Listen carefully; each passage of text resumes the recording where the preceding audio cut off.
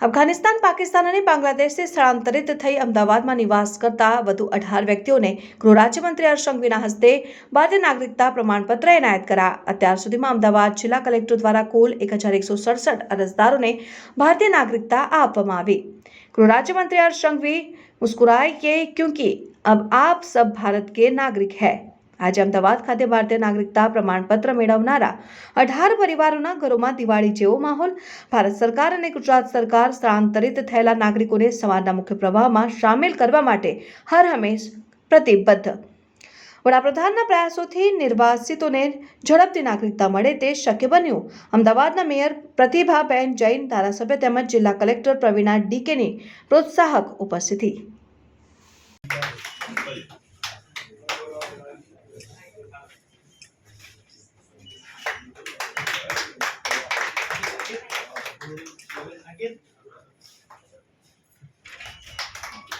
मेरा नाम विशाखा महेश्वरी है और आज मुझे सिटीजनशिप मिल के बहुत खुशी हुई। बहुत ही अच्छा लग रहा है मेरे को कि आज मुझे सिटीजनशिप मिल चुकी है। इतने सालों के बाद मुझे आज मिली।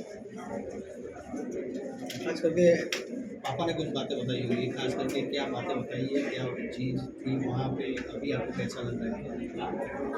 उधर तो मैं इतने साल नहीं रही थी, बट उधर की जो कंडीशंस थी वो वहाँ पे इतना सही नहीं रह पाता था। अभी भी होता है उधर के गर्ल्स को ज़्यादातर बाहर नहीं रहने देते, बट इधर वो सब मिलता है जो मतलब होना चाहिए, गर्ल्स भी कुछ कर सकते हैं। आपका फ्यूचर यहाँ कैसे? जी हाँ, यहाँ पे फ्यूचर आके बहुत ब्राइट हो चुका है, दिख रहा है मेरे को। और आगे जो भी स्कीम्स या कुछ भी होंगी तो उसके लिए अब मैं अप्लाई कर सकती हूँ और वो सब अप्लाई हो सकते हैं। आप सब आज मुस्कुराइए क्योंकि आज से आप ये महान देश भारत के नागरिक। मोदी जी के 140 करोड़ जन परिवार में आज आपका भी बहुत बहुत स्वागत है। આજે ફરી એકવાર અમદાવાદ ખાતે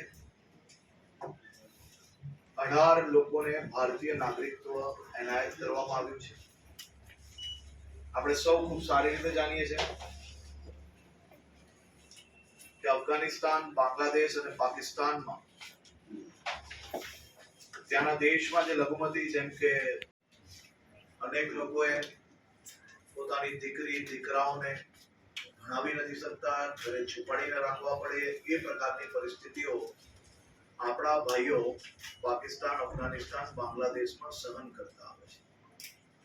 આપણે સૌ જાણીએ છીએ કે દેશના લોકપ્રિય પ્રધાનમંત્રી આદરણીય શ્રી નરેન્દ્રભાઈ મોદીજી અને ગૃહમંત્રી શ્રી અમિતભાઈ શાહ સાહેબ દ્વારા આ બધા જ લોકોને જે મદદ કરવાની ભાવનાથી અને જે આપણી સંસ્કૃતિ છે એ સંસ્કૃતિના રક્ષણ આ તમામ લોકોને મદદ કરવાની ભાવનામાં 2016 અને 2018ના પરિપત્રથી ગુજરાતના ખાસ કરીને અમદાવાદ, ગાંધીનગર, કચ્છ આ બધા જ જિલ્લાના કલેક્ટરોને આ બાબતના નવા નિયમોથી સત્તા આપવામાં આવીને એ સત્તાના આધારે આવા હજારો લોકો જે લોકો વર્ષો વર્ષથી ત્યાં પીડાતા હતા અને ભારતમાં 2014 પહેલા જે આવ્યા હોય તે લોકોને નાગરિકત્વ આપવાનો જે નિયમ છે તેની છૂટ કલેક્ટરશ્રી દ્વારા જે કંઈ આપવામાં આવી તેનાથી